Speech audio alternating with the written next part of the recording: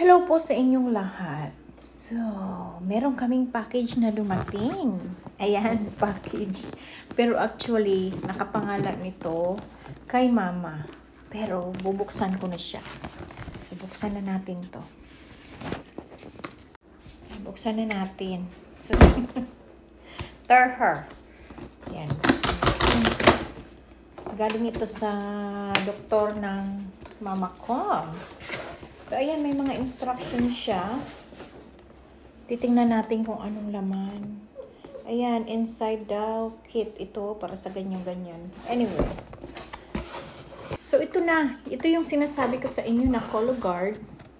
Bali, imbis na magpa-colonoscopy ka, ito ang ginagamit. Para ma-check kung kumusta naman ang kalagayan ng colon natin or large intestines or intestines. Diba? Titingnan natin kung anong meron dito. So, ito, para ibabalik kasi ito doon sa address kung saan itong box, ibabalik ito. Tapos, ito naman ang label para sa pagbalik. May mga instructions dito. Ayan, mga instructions. So, ayan, meron na siyang ganyan. Pero, kailangan basahin ko ang instruction. Para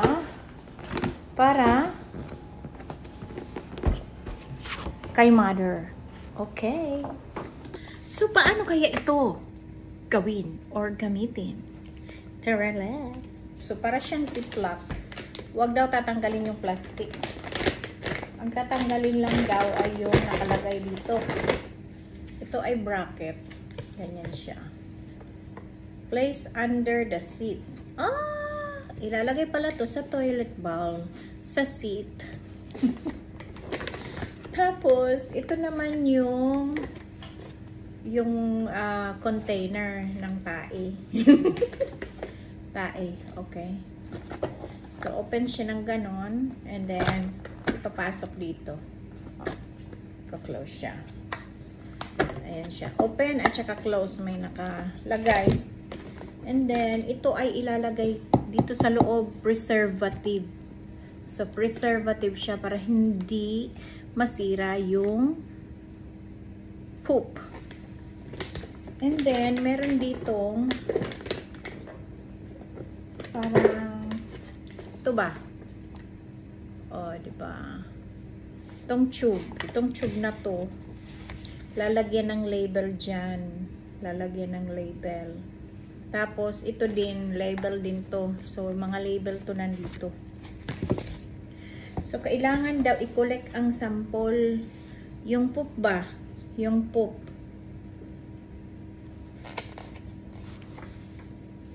So, may mga instruction dito. Ilalagay sa ganyan. And then, ito, ilalagay ito dito. Ganyan siya. Okay? So, ilalagay mo to doon sa inodoro. And then, doon ka mag-poop. Pero wag mong pupunuin. Kasi baka mamaya mapuno at sobra-sobra. Naku, hindi pwede yun. So, pagkatapos, ito naman, ay, ganun pala yun. Ano mo pala to, doon sa poop. Igaganyan mo. Igaganyan. Tapos, ipapasok mo dito. Ayan, pasok mo siya dito. And then, ito naman, ilalagay mo lahat doon sa natirang poop. Okay? So, dapat, mahigpit masyado yung, ng container. Ng takip. Kasi baka mamaya pumutok doon sa... And then, lalagyan nga ng label, di ba? Para hindi sila ang hahawak, ikaw ang hahawak. Tapos, ilalagay mo siya pabalik dito. Ayan, pabalik dito. Kasama ito. Lahat. Ilalagay mo ulit siya dito. And then, ito. Lagay mo siya ulit. Diyan. Ito, pwede nang itapon pagkatapos. So, tapos niyan, ganun. Ayan. So, isa para siyang ziplock. Ayan siya. Tapos, ibabalik mo na siya. Ay, hindi ko nilagay yung ano. Itong preservative. So, lagay ang preservative. Hindi na ibabalik yung bote ng preservative. Ito na lang na ano. So, pagkatapos niyan, babalik siyang ganyan. And then, ano bang susunod? Yun na, isi-send na pabalik. Pabalik na doon sa kanila. Oh, di ba? So, okay na, ganun na. Tapos, ipapadala nila ang result doon sa doktor.